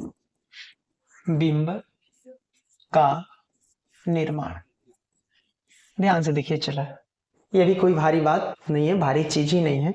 दो केस ही पढ़ना होता है हमें, खूब ध्यान से देखिए। सबसे नंबर 1 केस, ठीक है, ये हमारे सन,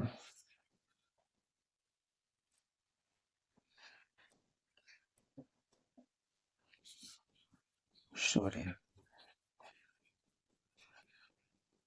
आपको पता है कि सर सूर्य से निकलने वाली सभी किरणें कुछ दूरी पे आने के बाद एक दूसरे के समांतर हो जाती है, और जैसे ही समांतर से आएगी, समांतर जाएगी और दर्पण से टकराएगी, इस दर्पण से टकराएगी तो कहाँ पे मिलेगी? फोकस पे। तो एक्चुअल में तो इधर किरणें जा रही है, तो हम पीछे बढ़ाएंगे क्योंकि हमें तो फोकस पे मिलाना है। तो ये किरणें को हमने फोकस पे मिला दिया और दोनों किरणें कट कर दी फोकस पर। ठीक है जी। तो जब क्या होता है, चाहे दर्पण उत्तल हो चाहे अवतल, ये तो उत्तल दर्पण की बात कर रहे हैं हम। उत्तल दर्पण में जब वस्तु कहाँ हो? अनंत पर हो। कहाँ हो? अनंत। तो उसका प्रतिबिंब कहाँ बनता है? फोकस पर। इस बात को हम लिख दे रहे हैं। जब वस्तु, बातों पर ध्यान दीजिएगा, वस्तु कहाँ हो? अनंत पर, तो उसका प्रतिबिंब कहाँ बनता है? फोकस पर। प्रतिबिंब कहाँ बनता है? फोकस पर। प्रतिबिंब फोकस पर, एफ पर बनता है। सर जो कैसा होता है? सर ये काल्पनिक। क्यों काल्पनिक बोल दिए हम? क्योंकि सर देखिए, ये काल्पनिक किरणों के कटान से बनी हुई प्रतिबिंब है। फोकस पर बनता है जो काल्पनिक, काल्पनिक कौमा सीधा तथा, काल्पनिक प्रतिबिंब हमेशा सीधा होता है। काल्पनिक कहिए, आभासी कहिए, बात सेम है। काल्पनिक सीधा तथा, सीधा ऐसे लिखाएगा, सॉरी, काल्पनिक सीधा तथा वस्तु से बहुत छोटा। चूंकि सूर्य कितना बड़ा होता है और प्रतिबिंब देख रहे हैं एकदम बिंदुनुमा, बोल सकते हैं आप, वस्तु से बहुत छोटा बनता है। खत्म, केस नंबर 1 खत्म। अब देखिए इसमें दूसरा केस क्या आ जाता है कि बनता है। ठीक है जी।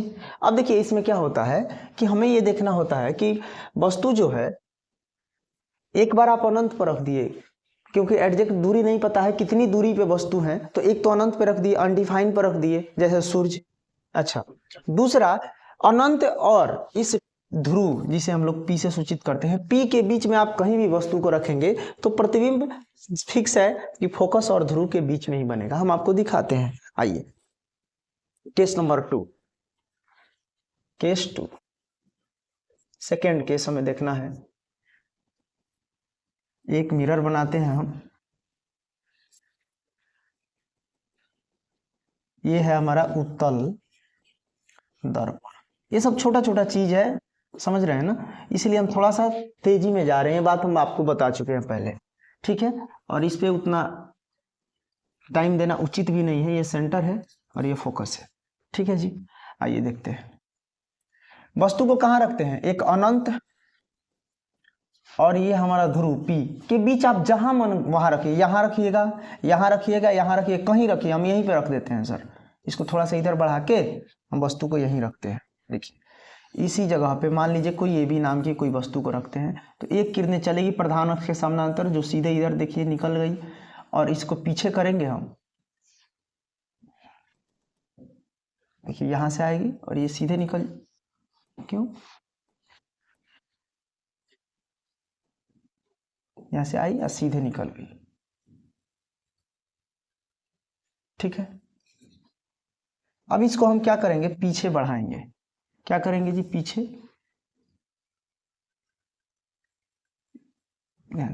अब इसको हम पीछे बढ़ाएंगे क्योंकि तो फोकस से गुजरना है हमें। रूल ही है, जो प्रधान अक्ष के समानांतर आएगी वो फोकस से होकर गुजरेगी या गुजरती हुई प्रतीत होगी। तो थोड़ा सा हमने पीछे करा लिया इसको, फोकस। दूसरी किरण है, आपको ये पता है कि जितने डिग्री के कोण से यहाँ आएगी, दूसरी किरण हमारी जितनी डिग्री के कोण से आएगी, आपतित किरण परावर्तित किरण के बराबर होती है। तो ये इधर जा रही है, ये इधर जा रही है। अब यहाँ से टकराएगी, इधर को निकल जाएगी। फिर अब ये देख रहे हैं, दो किरण निकाले हैं, एक किरण जा रही है इधर, एक किरण जा रही है उधर। क्या ये कहीं कट पाए करेगी? नहीं। इसलिए इस किरण को हम पीछे बढ़ाते हैं, थोड़ा सा हल्का जैसे पीछे बढ़ाएंगे। दोनों किरणें आप देख रहे हैं इस बिंदु पर कट कर दी। तो इस ए बी वस्तु का प्रतिबिंब कहाँ बना, ए डैश बी डैश, इसके बीच। तो वस्तु आप कहीं भी रखिए, अनंत और ध्रुव के बीच में होना चाहिए। तो उसका प्रतिबिंब कहाँ बनेगा? तो सर जी फोकस और ध्रुव के बीच ही बनेगा। कैसा बनेगा सर? वास्तविक नहीं बनेगा, यहाँ काल्पनिक बनेगा। काल्पनिक सीधा, काल्पनिक प्रतिबिंब हमेशा सीधा होता है, तो काल्पनिक सीधा और वस्तु से छोटा बनेगा। आप देख पा रहे हैं कितना बड़ा वस्तु है और प्रतिबिंब छोटा बना। और इसका उपयोग हम लोग गाड़ियों के साइड मिरर के रूप में करते हैं। ये भी यही आपको क्लियर करते हैं। आप देख पा रहे हैं कि चाहे वस्तु कहाँ हो, अनंत पे हो, बहुत दूर पे हो, सूर्य के जगह पे हो मान लो, चाहे वस्तु ध्रुव के नजदीक भी हो, फिर भी उसका प्रतिबिंब कहाँ बन रहा है? फोकस और ध्रुव के बीच। लेकिन उससे हमें नहीं जाना है कहाँ बन रहा है, हमें इस बात पे चर्चा करनी है कि चाहे वस्तु कहीं भी हो, हमेशा उस वस्तु का प्रतिबिंब इसमें छोटा ही बनता है। उत्तल दर्पण में वस्तु कितना भी बड़ा हो, प्रतिबिंब हमेशा कैसा बनता है? छोटा ही बनता है। और यही रीजन है बच्चा कि इसका उपयोग हम लोग गाड़ियों के साइड मिरर के रूप में देखते हैं ना। बाइक के साइड में जो गाड़ी लगाया जाता है, दर्पण रखा जाता है, गाड़ी के साइड में लगाया जाता है साइड मिरर, वो किस का बना रहता है? उत्तल दर्पण का। ठीक है जी। क्यों? क्योंकि कितना भी बड़ा ट्रक गुजरता है, देखते हैं उतना एकदम छोटा सा दर्पण पूरे एकदम ट्रक को दिखा देता है। क्यों? क्योंकि वस्तु कितनी भी बड़ी हो, उत्तल दर्पण का काम ही है उसको छोटा बना के दिखा देना। ठीक है। अब इसका उपयोग समझ लेते हैं, लिख लीजिएगा ना। मतलब उत्तल दर्पण में जब वस्तु अनंत और ध्रुव के बीच स्थित हो तो उसका प्रतिबिंब फोकस और ध्रुव के बीच बनता है। फोकस और ध्रुव के बीच बनता है, जो कैसा होता है सर? जो काल्पनिक सीधा और वस्तु से छोटा बनता है। काल्पनिक सीधा और वस्तु से छोटा बनता है। इसको लिख लीजिएगा। ये केस नंबर आपका 2 है। हम लिख नहीं रहे हैं, आप लिख लीजिएगा। चलिए अब हम लोग आगे चलते हैं। इसका उपयोग, उत्तल दर्पण का उपयोग, थोड़ा ध्यान दीजिए। इसका उपयोग कहाँ कहाँ करते हैं सर जी? तो नंबर 1, गाड़ियों के, अभी मैंने आपको बताया कि गाड़ियों के हिंदी पे थोड़ा ध्यान दीजिएगा आप लोग। साइड मिरर के रूप में, गाड़ियों के साइड मिरर के रूप में जो लगाया जाता है साइड में, वो उत्तल दर्पण ही होता है। क्यों? अभी मैंने बताया कि कितना भी बड़ा ट्रक होता है, वस्तु चाहे कहीं भी हो, उसका प्रतिबिंब हमेशा छोटा बनता है इसमें। तो कितना ही बड़ा ट्रक हो, उसका प्रतिबिंब हमेशा छोटा बना के ही दिखाता है आपको। ठीक है। दूसरा इसका उपयोग है, दूसरा इस दर्पण का उपयोग है कि ये जो है आपका उत्तल दर्पण, ये स्ट्रीट लाइट में यूज आता है। किस में आता है? स्ट्रीट लाइट के रूप में। सड़क या गली में जो स्ट्रीट लाइट लगता है उसमें इसका उपयोग किया जाता है। तो स्ट्रीट लाइट में इसका प्रयोग किया जाता है, और बहुत सारे यूजेज होंगे। चलिए फिलहाल के लिए आप इसको मार्क लगा लीजिए। ये वाला जो है बार बार आपसे पूछा जाता है कि गाड़ियों के साइड मिरर में किस दर्पण का उपयोग किया जाता है। ये बात क्लियर है। अब चलिए कॉन्सेप्ट आता है, तो उस कॉन्सेप्ट को हम लोग सीखते हैं। वो कॉन्सेप्ट है साइन कन्वेंशन। लेकिन उससे पहले हम आपको दर्पण सूत्र बता रहे हैं। आप देखिए, ये हमारे पास ये कौन सा दर्पण है सर? अवतल दर्पण। ये कौन सा दर्पण है? अवतल। सर ये फोकस, ये हुआ फोकस, ये हुआ ध्रुव, इस पॉइंट को ध्रुव बोलते हैं, ये हमारा सेंटर। अब हम आपको बता रहे हैं कि अगर कोई वस्तु सेंटर मान लीजिए ये भी कोई वस्तु है, तो अगर कोई वस्तु अनंत और सेंटर के बीच स्थित हो तो एक किरण यहाँ से निकलेगी, सीधे फोकस से होकर गुजरेगी। सही बात है। एक किरण ऐसे गुजार लेते हैं, सेंटर दूर दे दिए हम, चाहे ऐसे कर लेते हैं, रुक जाइए। जितना डिग्री के कोण से आएगी उतना ही डिग्री के कोण से निकल भी जाएगी।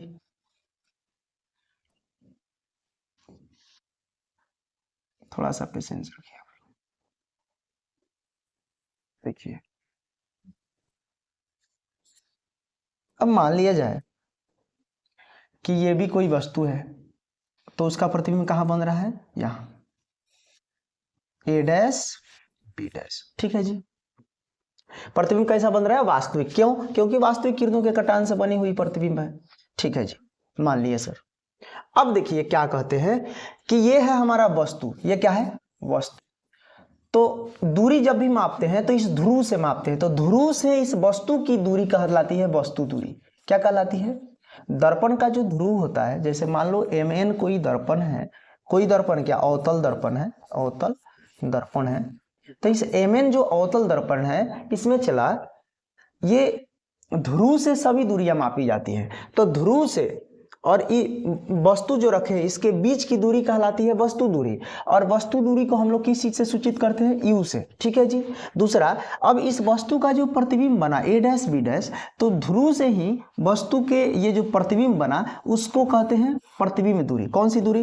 प्रतिबिंब दूरी। ठीक है, प्रतिबिंब दूरी, इसको हम लोग भी से सूचित करते हैं। ठीक है, और इस ध्रुव और फोकस के बीच की दूरी को हम लोग कहते हैं फोकस दूरी। कौन सी दूरी? फोकस दूरी, जिसे हम लोग एफ से सूचित करते हैं। बात समझ में आया? अब ये तीनों के बीच में रिलेशन होता है। किसके किसके बीच में सर? एफ फोकस और यू वस्तु दूरी और भी प्रतिबिंब दूरी, इन तीनों के बीच में एक प्यारा सा रिलेशन होता है, जिस रिलेशन को हम लोग इस मिरर में दर्पण सूत्र या मिरर फॉर्मूला इंग्लिश में बोलते हैं, दर्पण सूत्र के नाम से जानते हैं। ये इस रिलेशन को हमें प्रूफ भी करना है, जो हम नेक्स्ट लेक्चर में कर देंगे, कोई दिक्कत? चलिए, अब ये सूत्र क्या है sir? 1/v plus 1/u equal to 1/f। ये गोलीय दर्पण का दर्पण सूत्र है। ठीक है, 1/v plus 1/u equal to 1/f। बात समझ में आया? तो ये रहा हमारा छोटा सा कंसेप्ट। ठीक है, और थोड़ा सा 10 मिनट से कम का ही अब लेक्चर बचा है, उसको भी हम आपको जो टॉपिक बचा है उसको खत्म कर देते हैं। अब आते हैं चला साइन कन्वेंशन पे। साइन कन्वेंशन,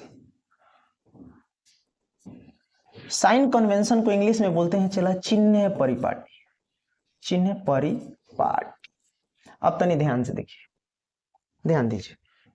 साइन कन्वेंशन को सिखाने से पहले हम आपको थोड़ा सा कोऑर्डिनेट का सहारा लेंगे। किसका सहारा लेंगे? कोऑर्डिनेट। ठीक है, आप इसको जानते होंगे, इधर बीच में होता है मूल बिंदु, इस पॉइंट पे ये ब्लैक से जो दिखा रहे हैं ये क्या होता है? मूल बिंदु 0 0। ठीक है, इधर मूल बिंदु से दाहिनी तरफ, किधर? दाहिने तरफ जाइएगा तो मान पॉजिटिव होगा, बाएं तरफ जाइएगा तो नेगेटिव होगा, ऊपर जाइएगा तो पॉजिटिव होगा और नीचे आइएगा तो नेगेटिव होगा। बात समझ में आया? मूल बिंदु से दाहिने तरफ पॉजिटिव, बाएं तरफ पॉजिटिव, ऊपर पॉजिटिव, नीचे पॉजिटिव, मतलब धनात्मक ऋणात्मक। ठीक है, दाहिने और ऊपर धनात्मक। ठीक है जी, नीचे ऋणात्मक और बाएं ऋणात्मक। आगे चलते हैं। अब इसी चीज पे हम पुट करेंगे आपको मिरर। क्या पुट करेंगे? मिरर। तो पहले हम किस दर्पण को लें आप बताइए? पहले अवतल को लेते हैं। किसको लेते हैं? अवतल को। एक अवतल दर्पण बना दिया आपके सामने, ये रहा हमारा प्यारा सा अवतल दर्पण। यहाँ पे फोकस आ गया, यहाँ पे इसका सेंटर आ गया। ठीक है जी, अब आप बताएं हमें, अब आप बताइए, यहाँ पहले लिख देते हैं, ये अवतल दर्पण। ठीक है, इसी दर्पण की बात करते हैं। अब थोड़ा सा आप हमें एक बात बताइएगा,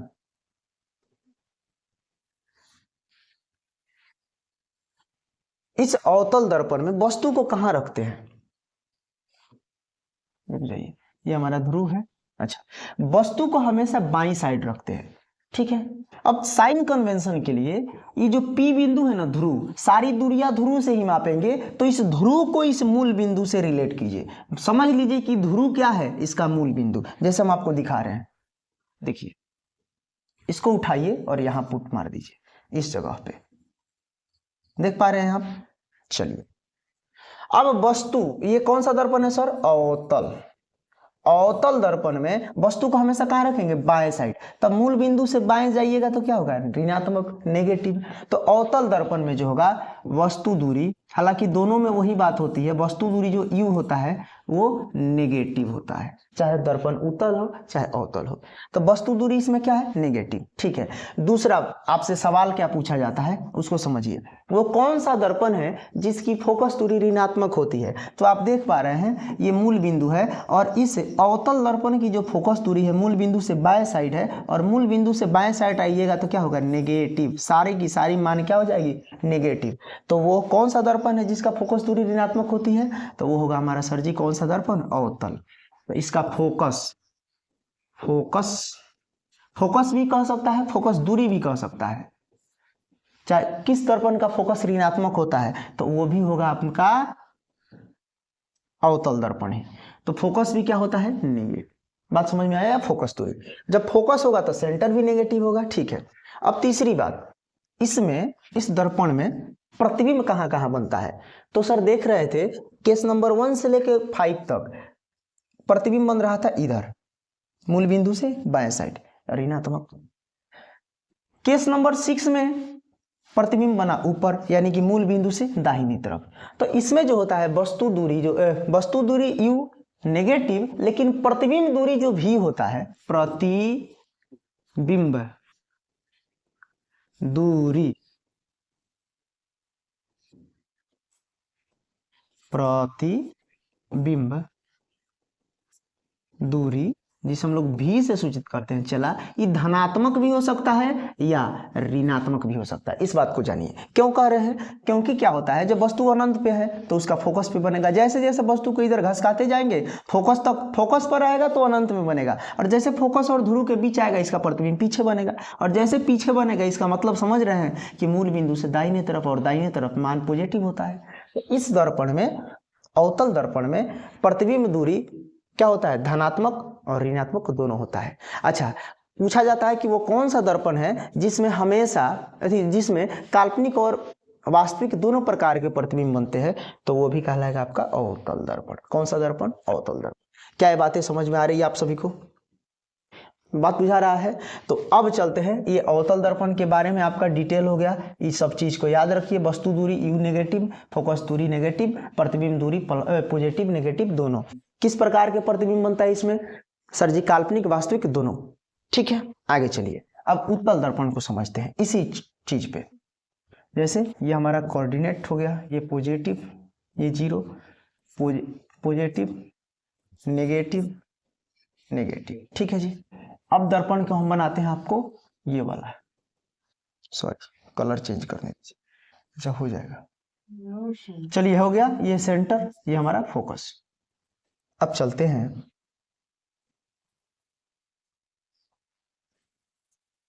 इसका पहले कलर चेंज करते हैं। आप देख पा रहे हैं, शायद ये दिखाई दे रहा होगा आपको, ये वाला जो भी हो। देखिए वस्तु को कहाँ रखते हैं इसमें?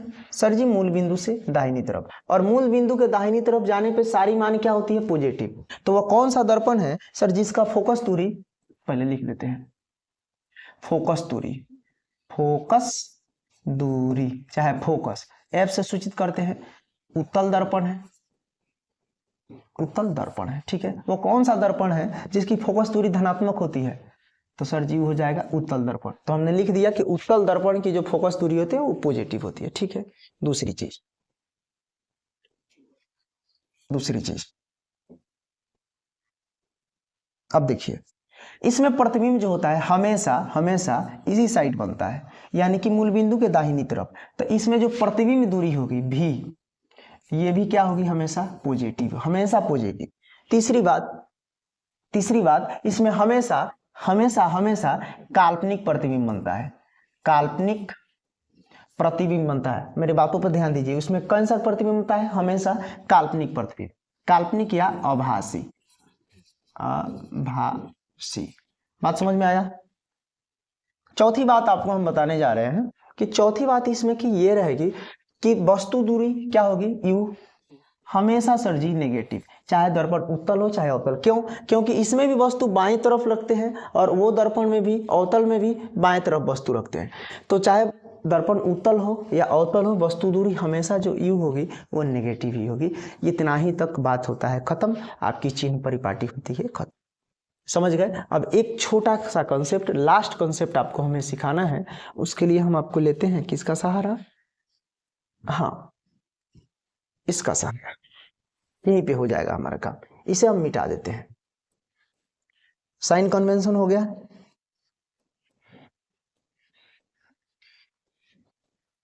बस लास्ट टॉपिक है हमारा, ध्यान दीजिए। चलिए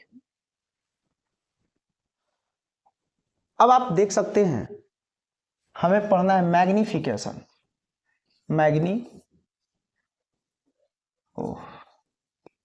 मैग्निफिकेशन,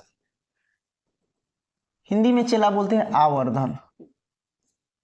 ठीक है जी, आवर्धन के बारे में हमें अब थोड़ा सा पढ़ना है। सर आवर्धन क्या है? तो कहता है सर कि प्रतिबिंब की ऊंचाई, किसकी ऊंचाई? प्रतिबिंब की ऊंचाई। मान लेते हैं कि ए बी नाम की कोई वस्तु है, उसका प्रतिबिंब बना ए डैश बी डैश। तो ए बी नाम की कोई वस्तु है, तो इस जिसकी ऊंचाई एच है और प्रतिबिंब जो बना उसका ऊंचाई है एच डैश है। तो आवर्धन जो कहता है कि प्रतिबिंब की ऊंचाई तथा वस्तु की ऊंचाई के अनुपात को हम लोग आवर्धन कहते हैं। ठीक है, अब आवर्धन को हम लोग m से सूचित करते हैं, अर्थात हम लिख सकते हैं m बराबर प्रतिबिंब की ऊंचाई क्या है सर जी, h डैश, अब बटा वस्तु की ऊंचाई क्या है h, इसे ही हम लोग क्या कहते हैं, आवर्धन। बात समझ में आया? बात समझ में आ रही है। कभी कभी क्या होता है किसी किसी सिचुएशन पे कि ना हमें प्रतिबिंब की ऊंचाई मालूम है, ना ही हमें वस्तु की ऊंचाई मालूम है, ना वस्तु की ऊंचाई मालूम है, ना प्रतिबिंब की ऊंचाई मालूम है, फिर भी हमें आवर्धन का मान देना है। तो उस टाइम में क्या करते हैं, जो वस्तु दूरी u है ना और प्रतिबिंब दूरी v है, इसी के अनुपात को ले लेते हैं और हमें आवर्धन को डिफाइन कर देते हैं। तो उस स्थिति में क्या होता है कि प्रतिबिंब की दूरी तथा वस्तु की दूरी के अनुपात को हम लोग क्या कहते हैं, आवर्धन कहते हैं। तो आपको पता है कि सर जी प्रतिबिंब की दूरी क्या हो जाएगी, v हो जाएगी, अब बाटा वस्तु की दूरी u हो जाएगी, लेकिन वस्तु दूरी हमेशा नेगेटिव होगी, इसलिए यहाँ पे एक माइनस आ जाएगा। तो आप कभी कभी फॉर्मूला देखे होंगे m बराबर माइनस v बटा u, इसे भी हमें डिटेल से प्रूफ करना है। बात समझ में आया? चलिए वहां लिख दिए हैं, तो इसे भी हमें प्रूफ करना है। बात समझ में आ रहा है? तो आवर्धन का फॉर्मूला m बराबर h डैश बटा h, जहां h डैश क्या है, प्रतिबिंब की ऊंचाई और h क्या है, वस्तु की ऊंचाई। ठीक है, या v बटा u, u क्या है, वस्तु दूरी, अब v है प्रतिबिंब दूरी, माइनस v बटा u। ठीक है जी, ये हमारा आवर्धन खत्म। लेकिन इसमें कुछ कंडीशन है आवर्धन के बारे में, 3-4 बातें आप रट जाइए, सीधी सीधी बात। कहता है कि अगर आवर्धन, अच्छा एक चीज और जो बार बार पूछा जाता है इसमें, कहता है कि आवर्धन का कोई मात्रक नहीं होता है, it is unit less quantity. कैसे सर? मान लें आपकी बात को, बताइए। तो हम बताते हैं। मान लीजिए कि वस्तु की दूरी, चाहे वस्तु की ऊंचाई 2 मीटर है, कितना मीटर है, 2 मीटर है। सर जी प्रतिबिंब की भी ऊंचाई कुछ ना कुछ होगी, 1 मीटर, कितना मीटर, 1 मीटर। अब दोनों का अनुपात आप निकालिए, तो प्रतिबिंब की ऊंचाई 1 मीटर बटा वस्तु की ऊंचाई 2 मीटर, मीटर से मीटर क्या हो गया, कट गया, मीटर से मीटर क्या हुआ, कट गया, खत्म। तो यहां कोई मात्रक बचा नहीं सर।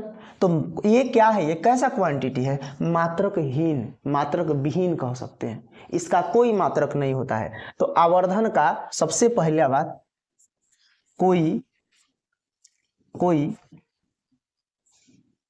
लिख देते हैं इधर, आवर्धन का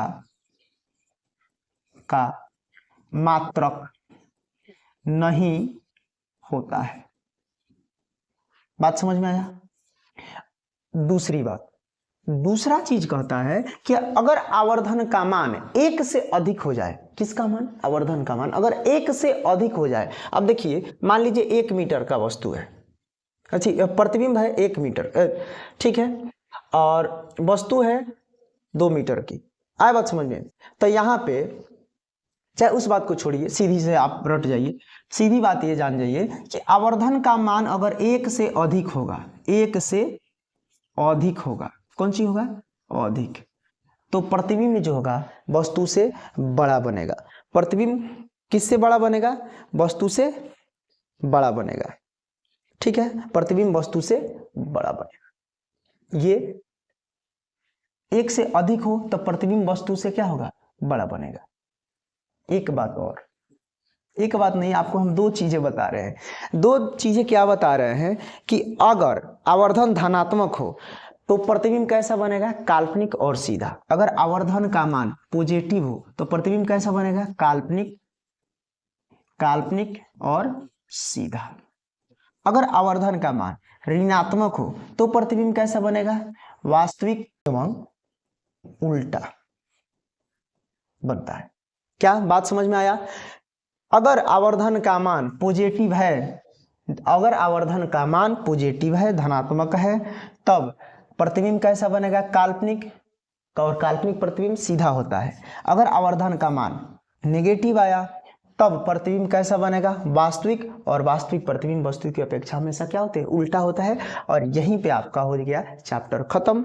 और मैंने बताया, अभी मैं बता रहा हूं आपको कि अब 3 फार्मूला हमें प्रूफ करना है। अगले लेक्चर में हम लोग तीनों फार्मूला को प्रूफ करेंगे, ठीक है। उसके बाद क्वेश्चन आंसर जो भी है, मतलब ऑब्जेक्टिव होगा, कुछ सब्जेक्टिव करवा देंगे, आपका चैप्टर खत्म। मात्र 2 लेक्चर और आएगा, चैप्टर पूर्ण रूप से खत्म, ठीक है। मिलते हैं अगले लेक्चर में।